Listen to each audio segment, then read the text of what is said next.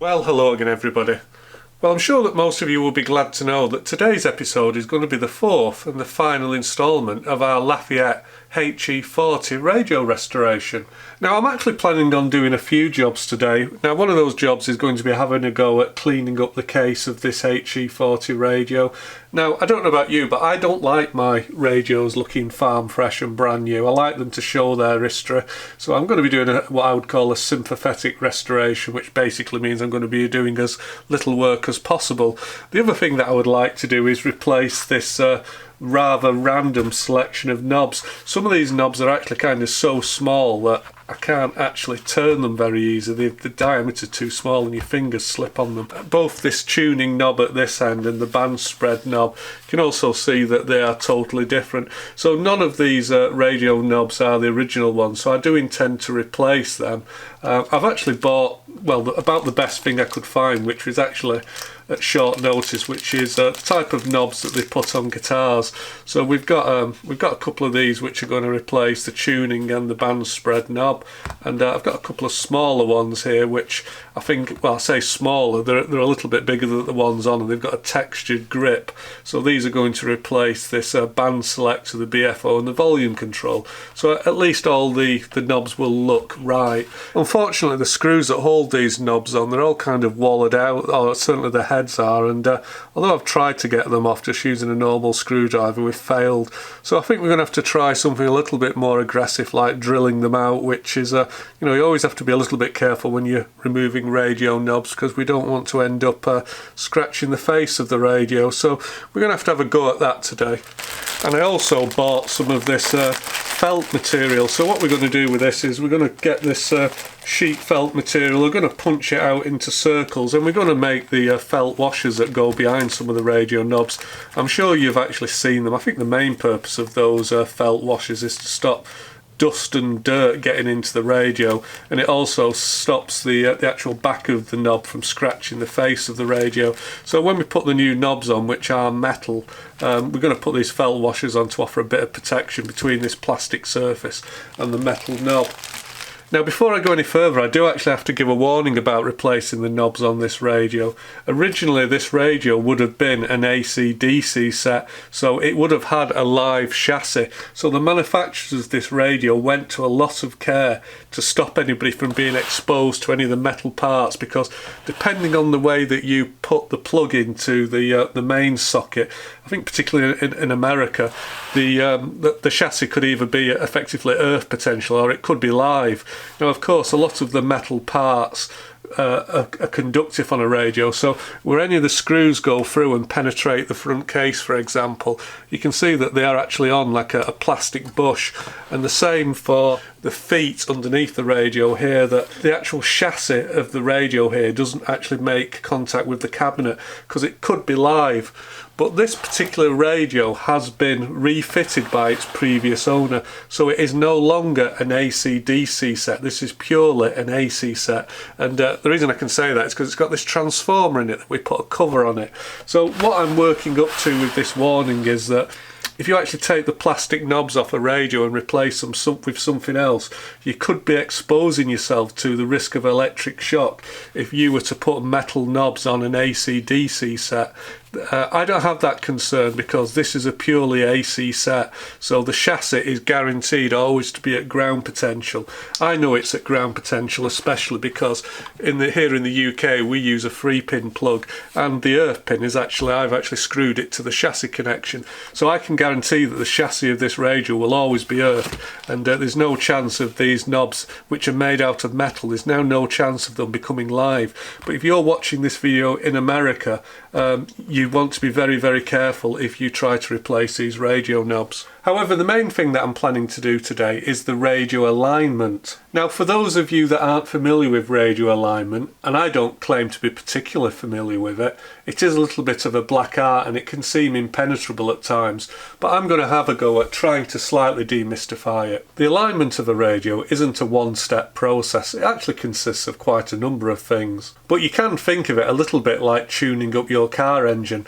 I mean, I say that for people who remember how to tune up car engines, where you would do things, for example, like fiddle with your carburetor jets and your air cleaner, and then you go and adjust your ignition timing and things like that. So you would go and make various adjustments to your car engine with the hope of it developing a little bit more power and running a little bit better and more reliably.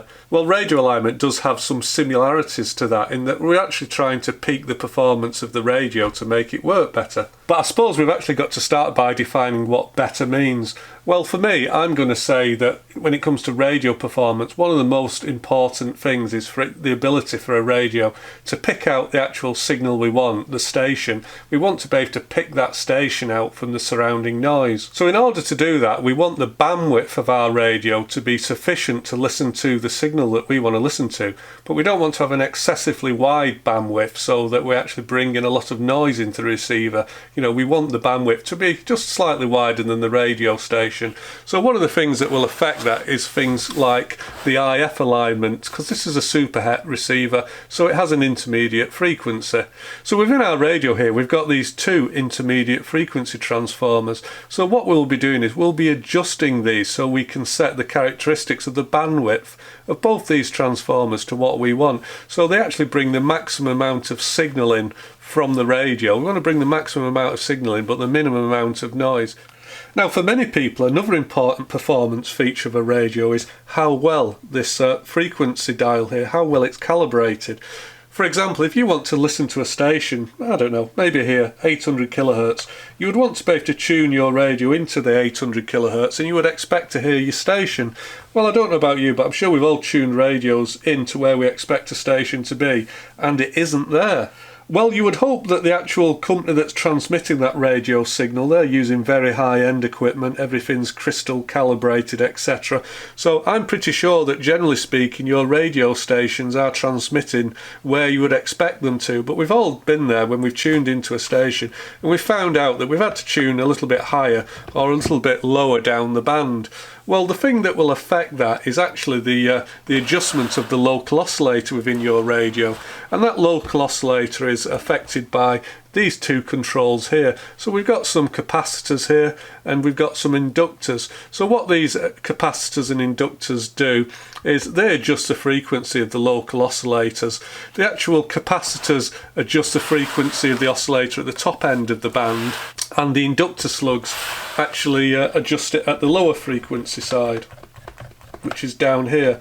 So what we'll do is we will calibrate the frequency dial on the radio and hopefully we'll make it track a little bit better.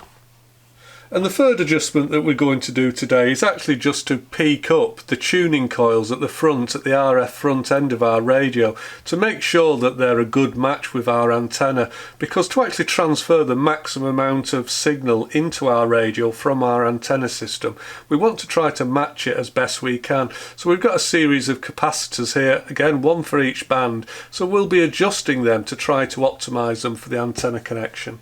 However, before I do a radio alignment, I like to actually get a benchmark for how well the radio is performing. So again, using the car analogy, I'm sure some of you will have taken your car back in the day to one of these rolling roads, one of these dynos, where they'd actually put your car onto a rolling road and put the pedal to the metal and thrash hell out of your engine, and they could tell you how much power your engine was developing. But we're going to do the radio equivalent of that today. We're going to benchmark our radio by doing a sensitivity test. I think it's a really useful thing to do before and after you've done a radio restoration. Now, of course, one thing you could do if you were restoring a radio, when you get the radio, when it's in a poor state, when it hasn't been aligned, you can switch it on, you can tune into a station, and you can take a view to how good that radio actually sounds. Then you can do the restoration, replace all the capacitors, etc., do the alignment. Then you can tune into a station and you can try to remember what it sounded like last time and if you've actually made an improvement. So what I'm going to do today is try to show you a slightly more scientific method of actually judging the performance of a radio receiver, and maybe you could use it yourself so that you can test the performance of your radio before and after you've worked on it. It's also a good idea to periodically repeat this test of a radio performance, because you want to make sure that your receiver here is running at peak performance. Things could actually go wrong within the radio, you know, capacitors start to fail or wear out. Resistors can go out of tolerance over a period of time. Unless you've actually got some figures, unless you've benchmarked the performance of your receiver. Unless you're superhuman, you won't notice the slow degradation of the receiver's performance over time. But if you've actually bothered to measure the performance of your receiver, you've got a comparison, you've got something to go back and check it with. So this is something I would really strongly recommend that you do. It's also quite good fun.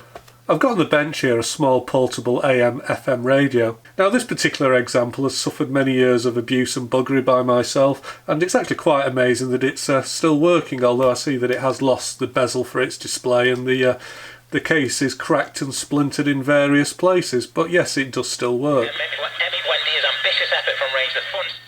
These were quite a good radio back in the day because, for one thing, they had a digital readout which was not totally inaccurate, and they did also cover quite a lot of bands with this shortwave selector switch. But really the thing I wanted to talk about is just generally the performance of a radio receiver. Now, a lot of people may think that the key feature of a radio is for it to actually take that very small RF signal and to amplify it, to make it much, much louder so that we can hear it. Well, that really probably isn't the key feature. We're not so much interested in gain. But the important feature when it comes to radios is something called the signal-to-noise ratio. So that's basically the incoming signal compared to the background noise. So let's just turn the radio up. So you can hear that there's some background noise. We can hear that as hiss. But if I tune a radio station in, let's find a radio station. Vicarage Road, a hard watch as well, but that won't concern their manager, Vladimir. So hopefully you can hear that signal comes in loudly. Dominate at home. Now, interestingly enough, that noise hasn't gone away. It's actually still there. The noise level hasn't changed at all. It is still there and it's just as loud. The reason we can now hear the station is because the signal is a lot louder than the noise. Sunderland, Portsmouth have gone third. They have... So I'm hoping you can hear our radio station loudly there. We're going to leave it tuned in. Let's introduce some noise. And what I'm going to do is I'm going to move it closer to my computer monitor because I know it's a strong source of noise.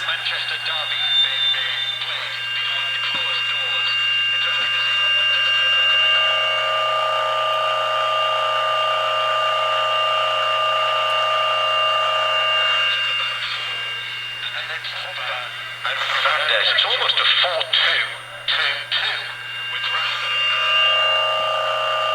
So you can't hear the signal anymore, you can just hear noise, can't you? Well, the radio signal's still there, it's just as loud, but unfortunately it's being buried beneath all that noise. So you can see on my graph here, we've got this wibbly wobbly line. Now what that line represents, that's the noise. Now you could hear that noise in the background of the radio before we tuned into the station. Now our radio noise comes from a number of different places. Some of it can be what they call cosmic noise. Well, that's actually the noise generated by the Big Bang, and it's actually still echoing around the universe now. So that static crash that you can hear, some of that is Big Bang. We're also getting an awful lot of noise being given off by the sun and the stars, and from very distant and very hot objects in the solar system. Now in terms of a mains powered receiver, we can also have conducted noise, so that noise is coming into our receiver down the power cable, and that noise will be generated by other electrical equipment that shares that mains power supply circuit. Now back in the day, that noise was probably generated by your sister's Pifco hairdryer.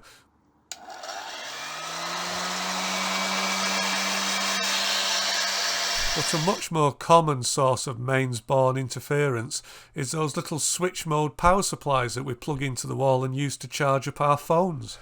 Now of course we can also have this radiated noise which can come in also from other equipment, but that doesn't come in through the mains wiring, that actually gets transmitted along with the radio signal. And again, back in the day, that could be things like car ignition wiring. And as you saw, my computer monitor is also a powerful transmitter of noise. And finally, some of that noise can be generated from within the receiver itself by the electronic devices, and there's a whole host of different types of noise, including thermal, partition and shot noise. God damn! Now all those different sources of noise there, they all add together, and what they try to do, they actually try to hide, they try to submerge our wanted signal below the noise level. Well, back in the day, the early pioneers of radio communication, they actually found out that for a signal to be heard, it had to be 6 dBs. It had to be 4 times the noise level, or you couldn't hear it. Now, they also went on to find that if the signal was 10 dB above the noise, it would be clearly intelligible. So when it comes to expressing the performance of a radio's receiver's sensitivity, it is often expressed in terms of this 10 dBs point, because 10 dBs is deemed as being a signal level which would be intelligible above the noise level. So basically what we're going to do is we're going to inject a signal into the front of our radio, and that's going to represent our signal plus our noise, because a signal is always signal plus noise, because you can see here that the signal does sit on top of the noise level, so we can't avoid it. So what we're going to do is we're going to inject a signal in terms of millivolts, microvolts. We're going to inject a few microvolts into our radio, and when the signal level is 10 times bigger, that would mean that that signal would be clearly audible to somebody listening to the radio. So what we're going to do is we're then going to write that number down, and that number is then going to be the number of microvolts that our radio would take to receive an intelligible signal.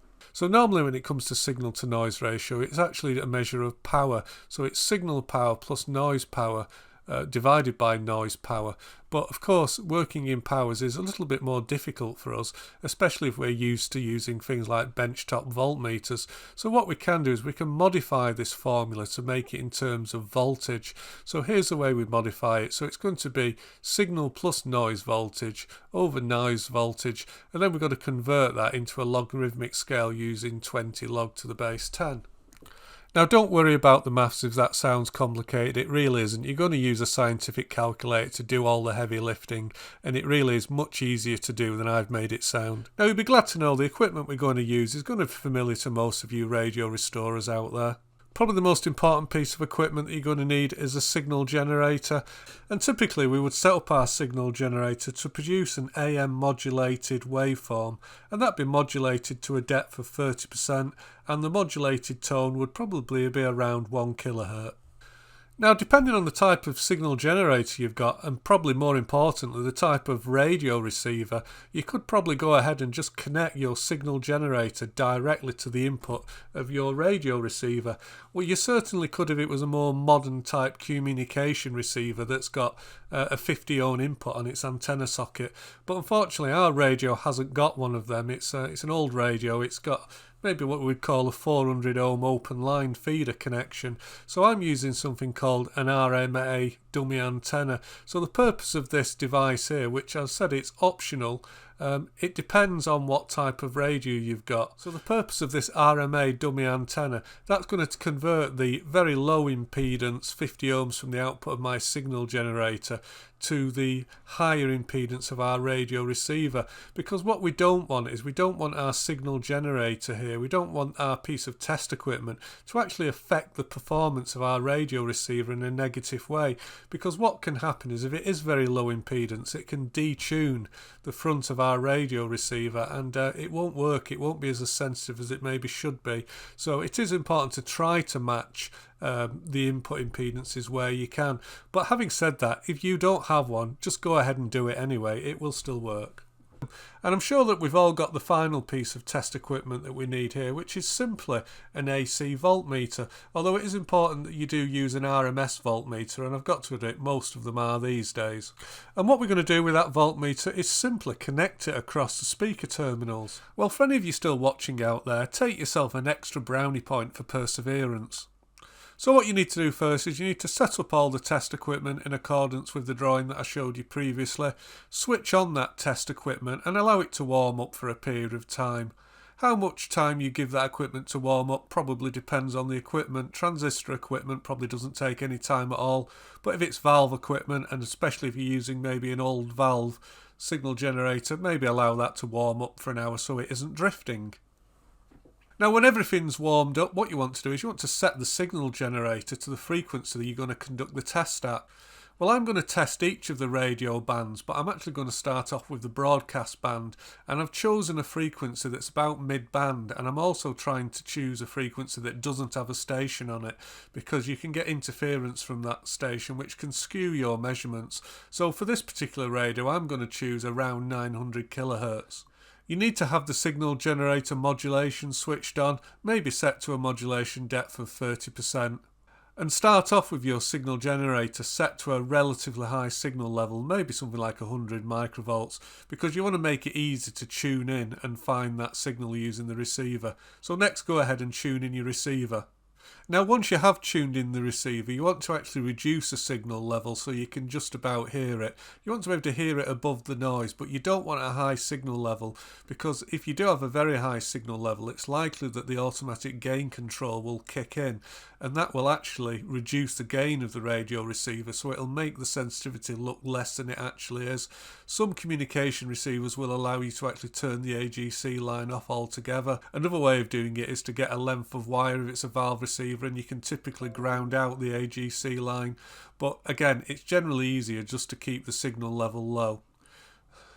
So the next step is to switch the modulation off on the signal generator.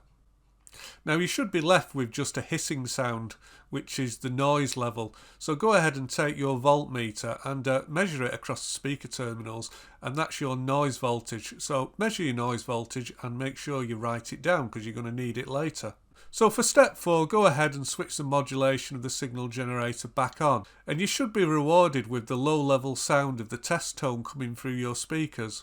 So again, take your RMS voltmeter and measure the voltage across your speaker terminals, and what you're actually measuring now, you're measuring the noise with the signal sat on top of it, so that's a signal plus noise level. Go ahead and write it down. So for the final step 5, you want to take the signal plus noise voltage that you've just measured and the noise voltage that you measured at the start, and you want to plug them into this formula. And you'll probably need to use a scientific calculator, one that's got this log 10 function on it. So punch them numbers in, and what you're going to get given out of that is you're going to get given effectively the signal plus noise level of your receiver. It's actually signal plus noise over noise. Well, unfortunately, I wasn't able to find an operating manual for the Lafayette HE40, but I did manage to find an operating manual for the Hallicrafter Model S120. Now, the Model S120 is effectively the same radio as the Lafayette HE40. The only difference being is that they didn't fit a signal strength meter to the Hallicrafter radio, but it is the same radio pretty much. So just turning to the service data section of this manual, it's interesting that they do give us a technical specification. Of course, what I was looking for here is some sensitivity readings, maybe something to give us a signal to noise specification or something like that. Well, back in the day, the manufacturers were quite capable of taking those measurements and publishing them, but just taking a look at this technical specification, one thing that they definitely haven't given us is the radio sensitivity. But let's take a look at it. So it says 4 tubes plus rectifier. The speaker is an 8 ohm speaker. The antenna is a broadcast antenna, so I guess that means a long wire, or a self-contained ferrite loop stick, which we were playing with last week. This radio also came with a shortwave 45-inch collapsible whip, and it says the antenna impedance here was from 50 ohm to 600 ohms. Now, originally being an American radio, it says power supply from 105 to 125 volts, power consumption was 30 watts.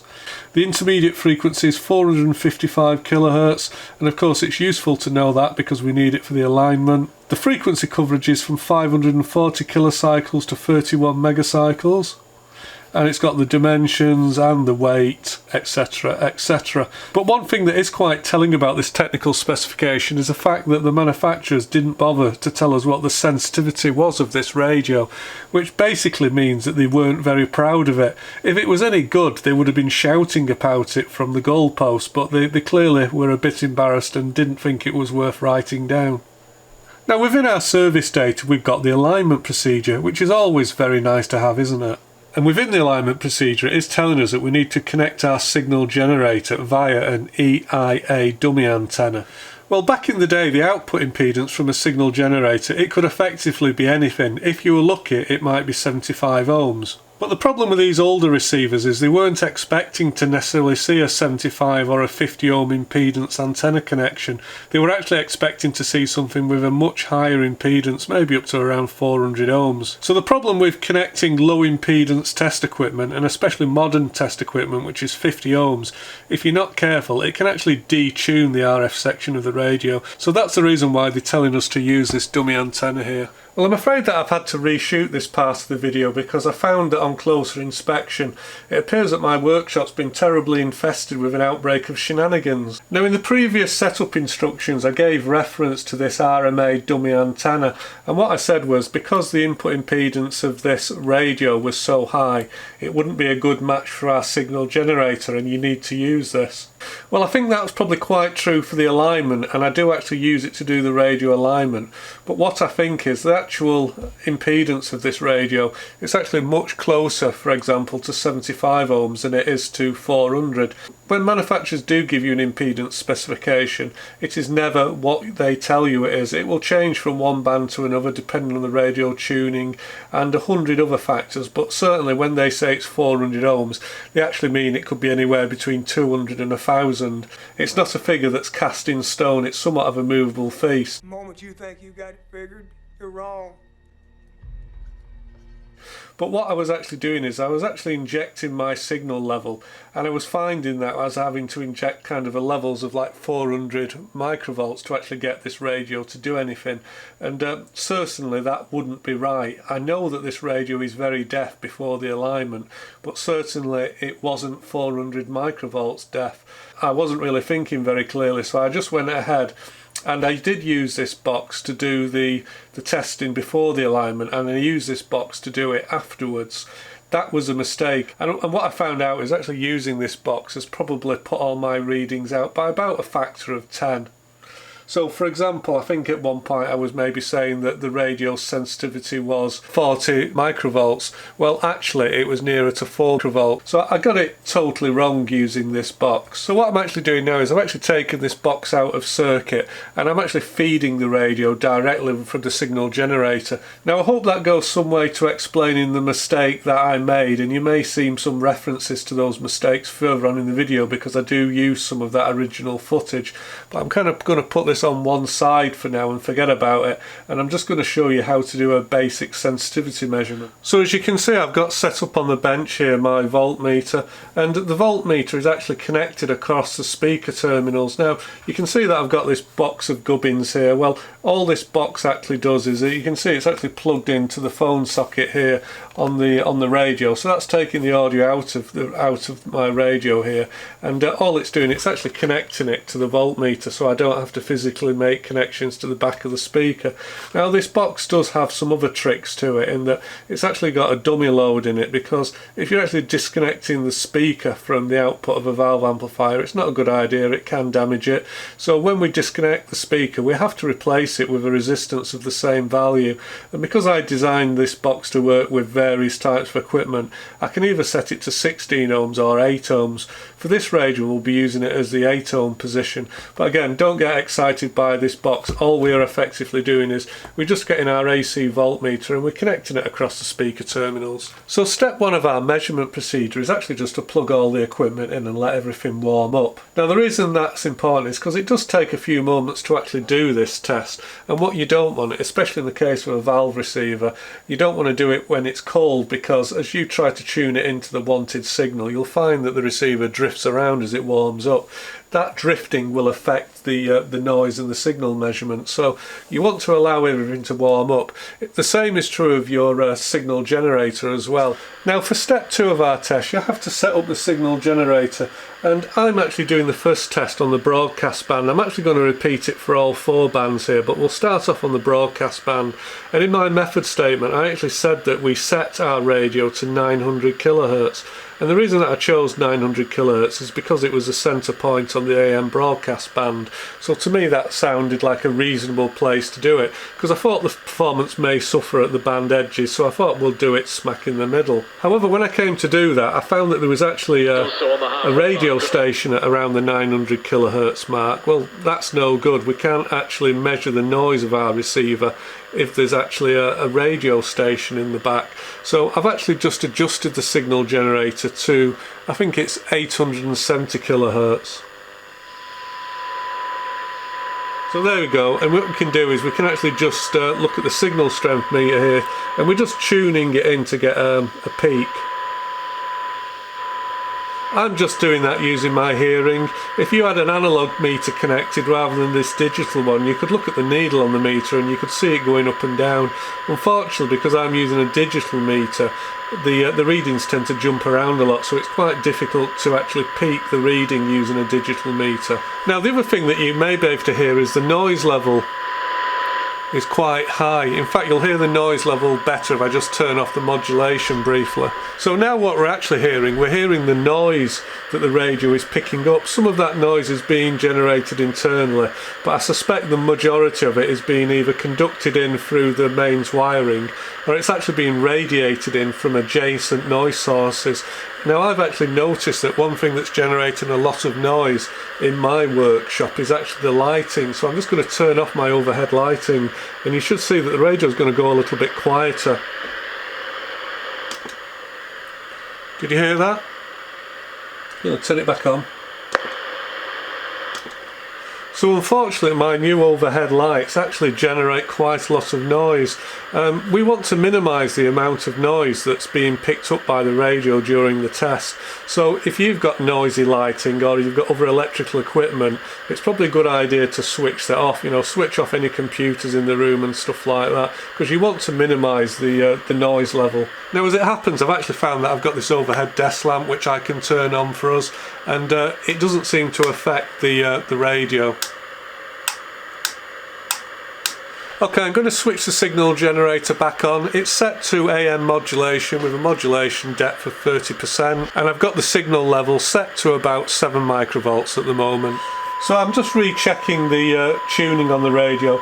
You need to tune it as carefully as possible. You want to get the loudest possible signal for this part of the test. Now, for step 3 of our test, we have to turn off the modulation on the signal generator, and then we're actually going to use a meter here to record the noise voltage. So we'll do that now.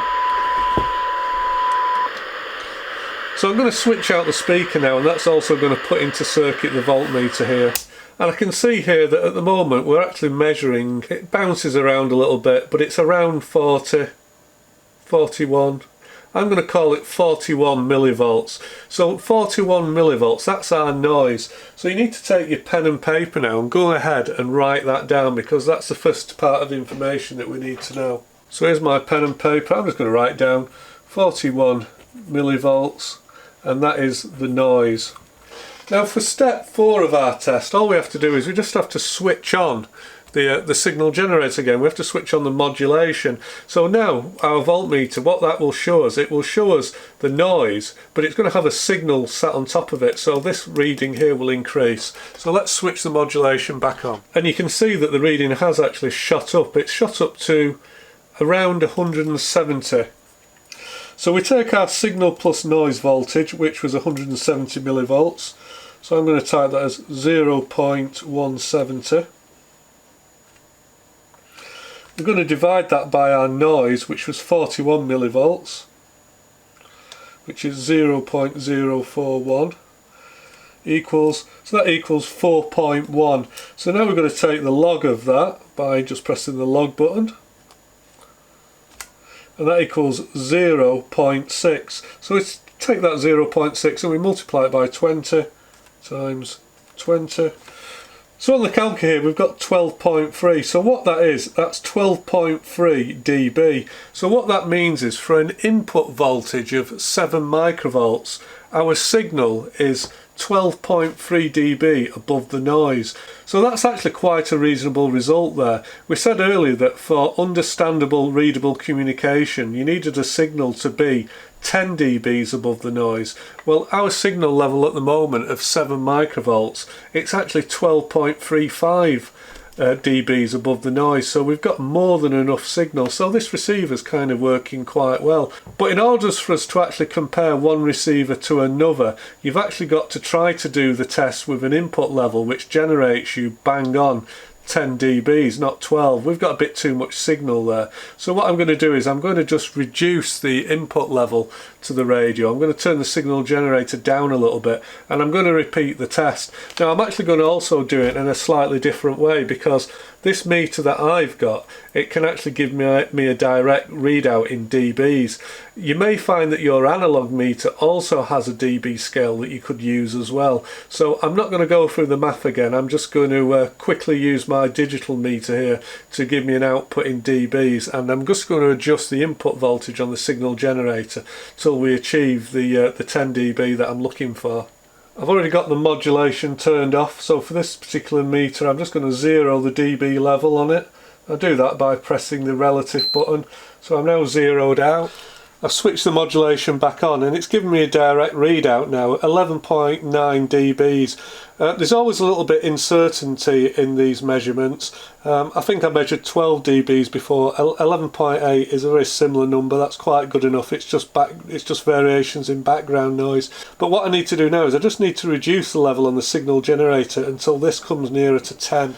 Okay, so I've now reduced the signal level to 5.5 microvolts, and the meter here, it's sitting around 10 dBs.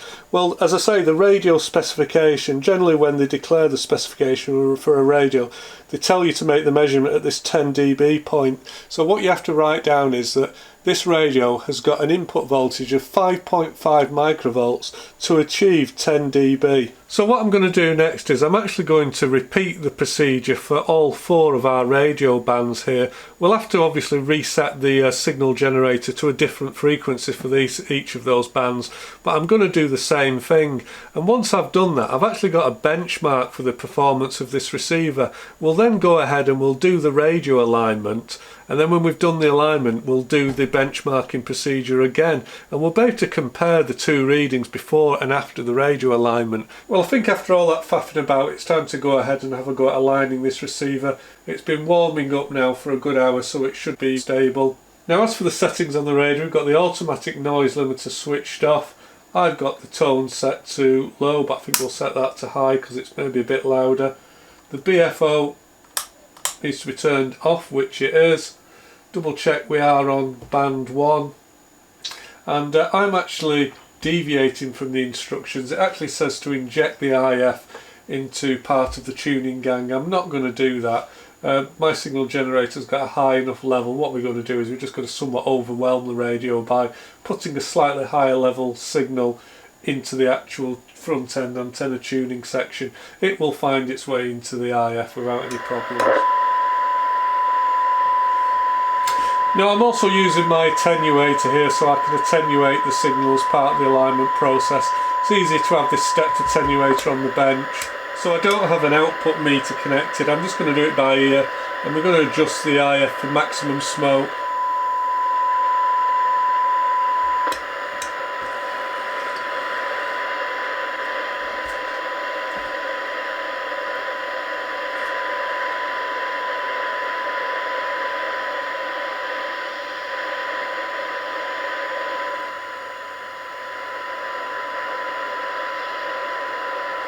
Okay, didn't get anything on that one, it was okay where it was.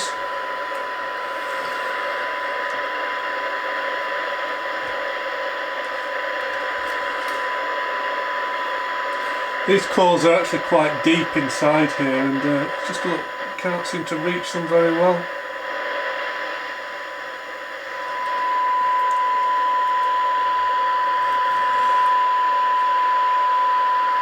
We will go round again.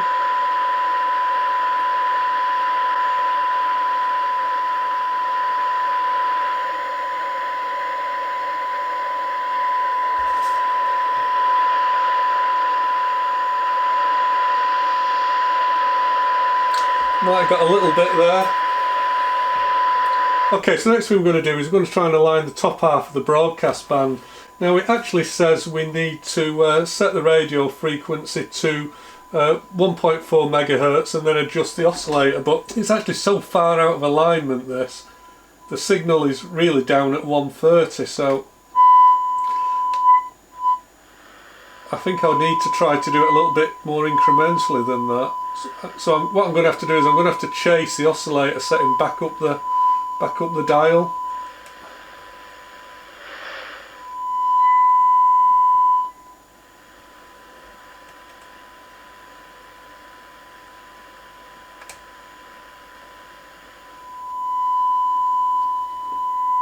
Okay, so we've got this spot on frequency now. We've now got to go to the lower end of the frequency range and adjust the tuning slug, which is L1.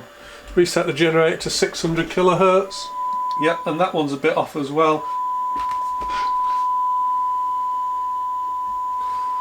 Okay, that one does feel a bit seized up. Going to put some heat on it. I'm struggling a little bit with these slugs. I don't think they've got wax in, they've got some form of paint, so what we're going to do is we're going to try to get some acetone into there.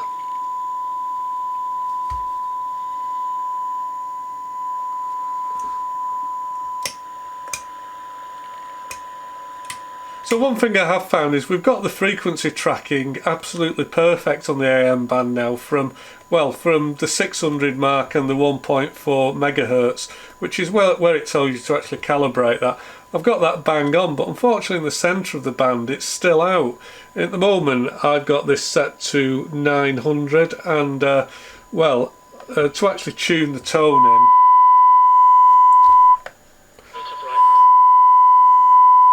I've actually got to tune the radio here to about, I don't know, about 860 or something.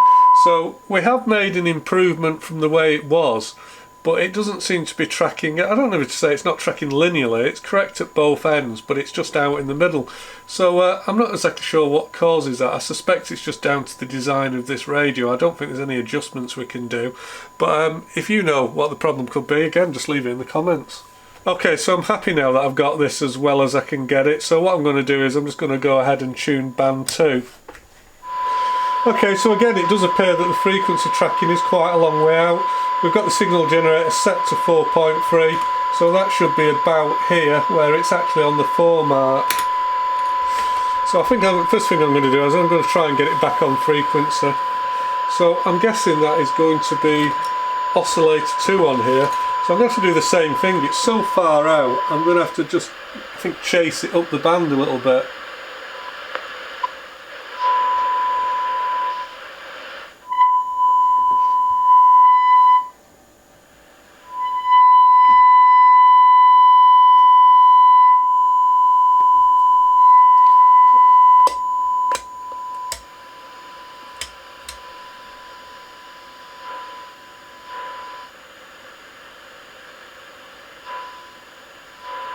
So I think now I'm going to go ahead and adjust the antenna trimmer.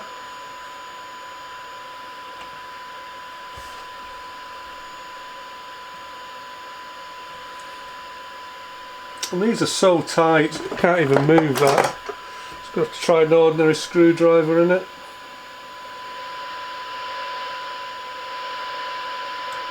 Okay, we've got a little bit on that, not a lot. And now it tells us to set the other end to 1.9 megacycles, so I'm going to do that now. Okay, so we've got the signal generator set to 1.9, but it's actually coming in at 1.8 on the dial here, so we've got some adjustment to do there.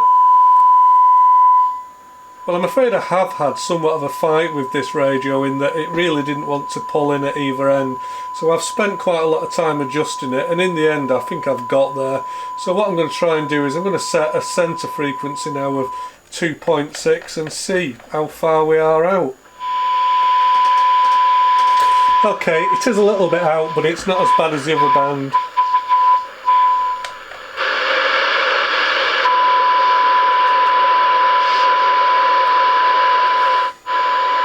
Yeah, a bit of a fight. I think that's as good as we're going to get it. I think this time we did get a very slight improvement on the antenna tuning, but yeah, I'm still not hopeful that we'll have made any great difference to this radio. Okay, let's do band 3.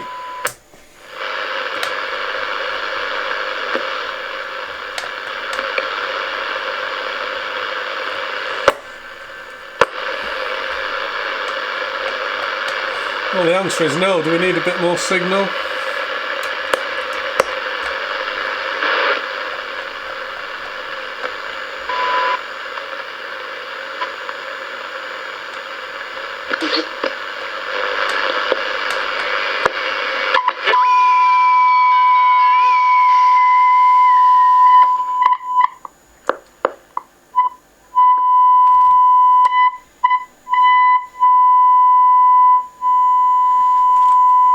Now I can see this one has been adjusted in the past because all the head of it's all mangled up. I've got a feeling that all these variable capacitors have maybe been screwed down very tightly at some point, because without exception they've all been very, very tight, and well, I think they could be a bit damaged. I think, yeah.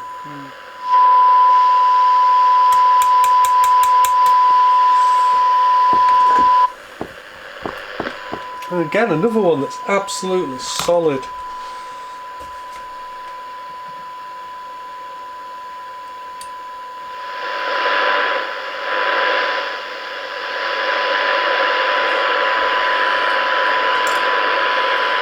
Well, I think we know all these are going to be bad, aren't they? So we better just give them a squirt now. We should have learnt that. Well, when it comes to radio alignment, I don't claim to be a great expert, but I've got to say, aligning this radio, for such a simple radio, it's actually been one of the most difficult that I've ever done. I don't know why, but the noise floor seems ridiculously high at the moment, so it seems to be very, very hard to actually make out the tone. So I really don't know what's going on in the workshop at the moment. There's maybe some piece of equipment or power line transceiver next door, but something is making my life difficult. Now, when it comes to making my life difficult, these compression type microcapacitors, they're absolutely awful. I think probably what's happened in the past is somebody screwed them down very, very tightly. Now, when we did that radio sensitivity test, you'll see that on one of the bands, I think it took something like 400 microvolts, didn't it, to get a signal? Well, I'd expect a receiver like this maybe to sensitive to, well, a good communication receiver, better than half a microvolt. A rubbish one back in the day, maybe 12 microvolts, but certainly not 400 microvolts. So what I think had happened is these had actually been screwed down fully. They'd been tightened up. So this radio really wasn't picking up that much through the antenna section. All the signals it was picking up, it was either picking them up on the broadcast band on the ferrite rod here, or it was actually just picking it up on the internal wiring of the radio. So I think that having undone these and had a go at realigning it, we're going to find a big difference. Now, of course, normally we would use a little trimming tool, you know, to do these, something like one of these. But I had to resort to a big hairy backside screwdriver to get them undone. So this is the underside of the radio. We can just see here these ceramic compression type capacitors, these trimmers. Now, it is actually possible usually to totally disassemble these. We'd have to take that off, and to be honest, it wouldn't be a big job to desolder these, but what you have to do is you have to take them off, and you can actually pull them apart, give them a clean, and there is like a metal tab which acts as a spring. Sometimes you can bend them back and get a little bit of new life into them, but often when you start messing with these, you'll find that maybe the micro insulation washers inside them are cracked and they just fall apart. And once that happens, well, I don't have anything to replace these with, so I can't repair it. The other thing that I found is on band 4, which goes from 11 megs to 30 megahertz, this coil is actually broken in half. It's actually just hanging on by a thread. So certainly whoever was in here last was just ridiculously heavy-handed with it. And it's as though it's like the old radio alignment joke. You know, the guy takes a radio into the shop and says, well, I've had a go at repairing it myself. I found a lot of loose screws in it, so I tightened them all down. Well, yeah, it obviously just goes to show that does happen. Somebody's been in here and they've actually tightened all the screws down. Okay, well, I've come out to the garage to have a go at cleaning up this chrome work because it's a little bit of a dirty job and don't want to do it inside. So what you need to do is you need some steel wool, which is, I think this is 000 grade or something like that. It's a very fine grade. You need a little bit of oil. Usually I would use something like 3-in-1 oil, just any light oil. I've not got any of that to hand, so basically it's going to get a lot of a little bit of GT85 or WD-40, whatever you've got. And I'm afraid all we do is just rub away. The chrome is quite a hard material. It's much harder than the iron oxide rust. So the idea is we're going to remove any surface brown rust, but it shouldn't actually touch the bright chrome work. Okay, you can see we've got quite a bad spot on this corner here. Let's see if we can improve that somewhat. Given the amount of rust on this radio, on the paintwork and stuff, I suspect this radio's maybe been stored for some years in a damp shed or something like that. Now when I finish cleaning up the chrome on this radio, one thing you don't want is you don't want any very fine pieces of wire wool finding their way into somewhere they shouldn't. So because this radio's still so dirty and actually full of mud and dust inside, I'm actually going to wash the radio down in the kitchen sink. We'll give it a good wash when the wife's not looking, and that should just get rid of any dirt, but it should also just wash away any fine pieces of wire wool that might find their way into something that they shouldn't, like a variable capacitor. Somebody made a comment in the last video that it was somewhat trying to make a silk purse out of a sow's ear, and I agree, it is really. I don't think this radio's ever going to be good whatever I do to it. It was never any good when it was built, to be quite honest. However, that doesn't stop us using it as a vehicle to enjoy ourselves with, and yes, I've really enjoyed working on this radio, and it was very generous of George to actually give it to me for repair. Now if this was actually an old car, one of my rat rod cars, what we'd be doing now is we'd be getting some turpentine and linseed, and once we'd gone over it with some wire wool, we'd try and put some shine back on it by mixing up some linseed oil, boiled linseed oil, and some turpentine, and you wipe it all over the top of the paintwork, and it kind of puts a shine on it, but it kind of almost just puts a layer of varnish on top of the rust. That creates the patina, the rat rod look that a lot of people kind of have, and it kind of stops the rust from getting any worse, or that's the idea anyway. I did try to do a rat rod radio a while ago, earlier this year, but totally spoiled it. Unfortunately it ended up coming out much better than I wanted, so that was a fail. So what this fine wire wool will have done, it will have just cut off the top layer of the paint, a bit like using an aggressive form of T-cut, and it will in theory just expose a little bit of new paint underneath, which should be a little bit brighter and a little bit better than the paint that was under here. But I've never actually done it on one of these crinkle cut paints before, so the problem is it's only the very top textured surface that we're actually cleaning, so it probably won't clean up particularly well. It's a shame nobody really seems to share my fetish of rat rod radios. I quite like the idea of having rat rod radios or sleepers. And I'm not talking about ruining perfectly good radios. I'm talking about, they do exist radios that are just still in such appalling condition that, yeah, they're never going to come right. And unfortunately that type of radio just ends up going to be either, you know, to landfill, or if you're lucky being scrapped for parts. But I don't know, I think there would be a lot to be said for salvaging those radios, even if you put modern electronics into them. It has to be the right radio you're doing it on. You just don't do it on every set. There seems to be a lot of people doing this upcycling, and you'll find things like AVO meters, and somebody's drilled a hole on top of it and made it into a lamp holder, and without exception they look absolutely ghastly. Most of the people who seem to indulge in this upcycling just have absolutely zero creative ability. I think what I'd probably do after cleaning this down, it's too cold in my garage at the moment, but if I gave this a good clean down, I would wash it all off, and then I would probably just go over it with some clear lacquer, and again that would just stabilise it in the condition it's in and stop it actually getting any worse. Well, you know that I said I was going to wait till the weather warms up before we spray this thing. Well, the reality is we both know that that actually means like never. But even though the temperature today is about the same as Hoth the ice planet, you'll be glad to know I'm going to do the right thing, spray it now. So as you can see there, just to help maximise our chances of success or imminent death, I've got the paint can boiling nicely next to my 3 kilowatt stove. And you can see I've got an infrared heat lamp here, so I'm going to leave the paint to cook off for 10 minutes.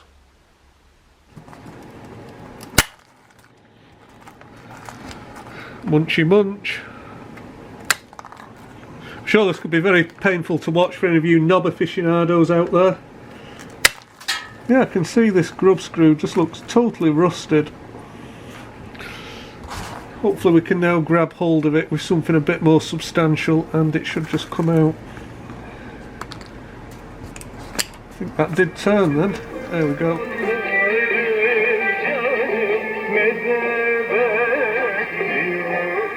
11, București, România.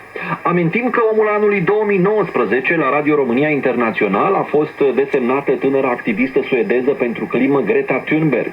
Omul anului 2008.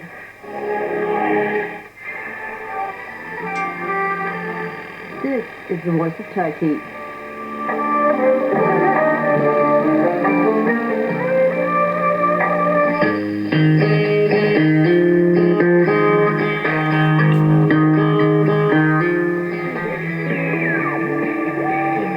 Coast of Half Moon Bay, California, about 90 miles north of him in Monterey.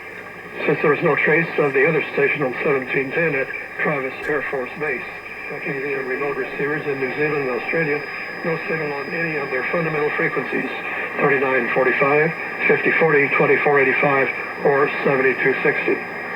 And from Brazil, Ron had reports on the Ho Chi Minh Radio coastal station in Vietnam, heard December 7th on the air for 8 minutes, 1305 to 13. Ca profesorii care predau limba română în afara programei școlare să fie detașați de la Institutul Limbii Române.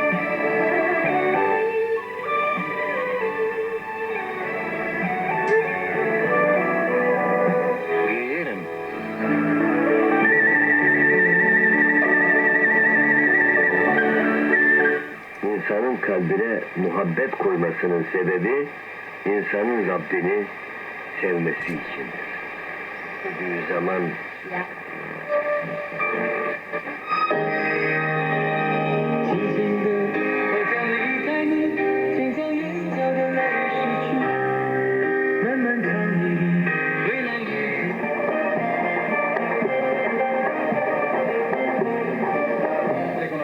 en una gala que se ha celebrado de forma virtual en aquí de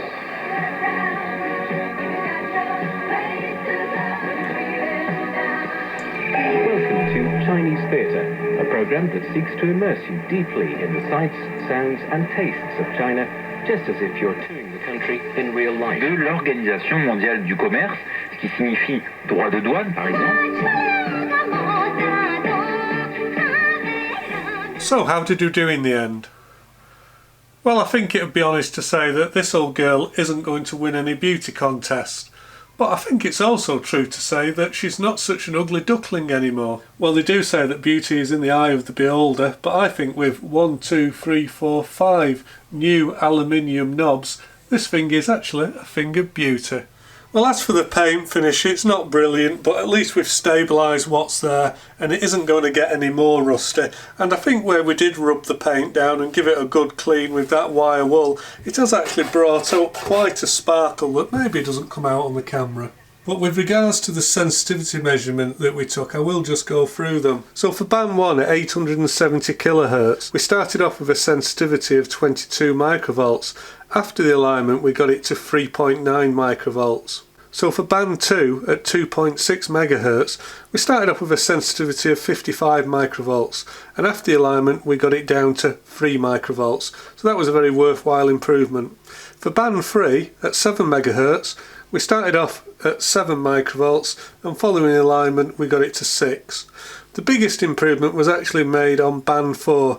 At 19 megahertz, we started off with a sensitivity of 45 microvolts, and following the alignment we got it to 4. Now, none of these figures are stunning, but they're an awful lot better than where we started. Regarding the real world performance of this radio, we started off on broadcast band 1. We've only been able to pick up about 3 stations, and the third station was very weak. We've made a huge improvement on that. Nem, hogy amikor valaki egy sebész azt mondja, hogy Fue 5 veces diputado y en 2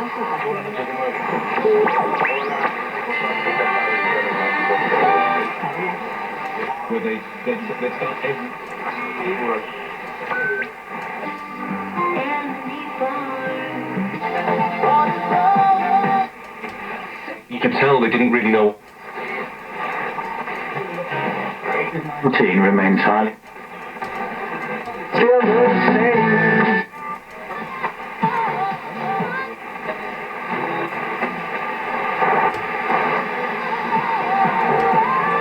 Now for band 2 the conditions really are very flat today, but we should be able to get some activity on the 80 metres radio amateur band. Now I have tried and I was able to resolve a little bit of CW, but I wasn't able to pick up any SSB communication. I think maybe that's due to the very poor action of the BFO on this radio. Everybody says that they're very poor, but also I just think that my wire isn't particularly suited. It's just a random length of wire and it doesn't seem to work well on this band. I did actually try doing a comparison on the band with this Texan radio, and it also picked up very little. So I think maybe it's more a reflection of the band conditions than the radio. I will just sweep through, but you're not going to hear much.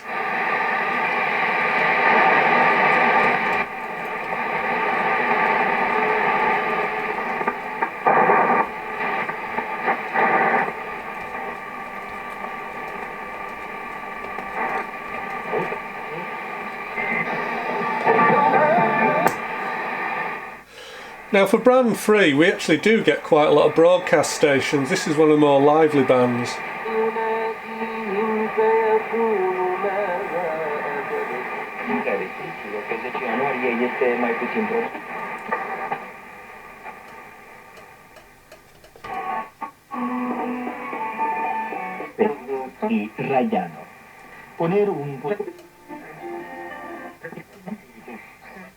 Deux foyers différents sont comptés les enfants.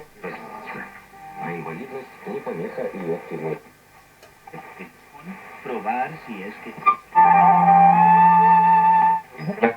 Asociația Federală a Farmaciștilor Germani primi gratuit 3 măști est.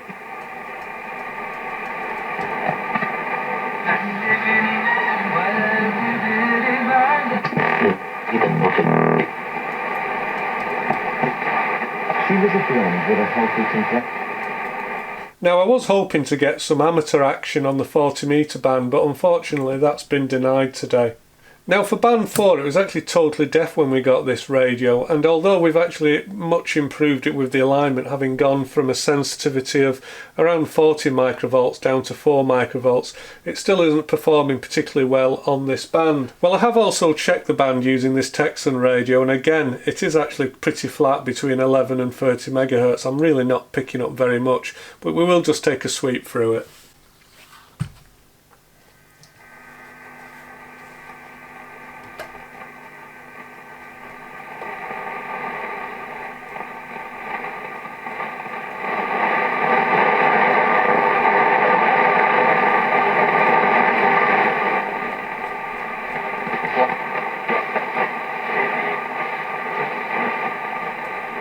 Well, I actually think the band conditions are probably just too poor today to do any very worthwhile testing, but for me I have quite enjoyed the restoration of what would have been a relatively inexpensive and low specification radio. It's never going to compare well with a high-end communication receiver. It certainly lacks some front-end amplification.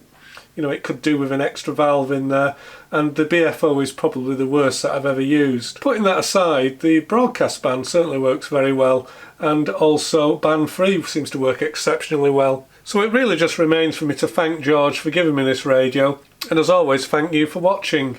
But until next time, I think that'll do. Thanks very much for watching, hope to see you again very soon. Until then, bye bye for now.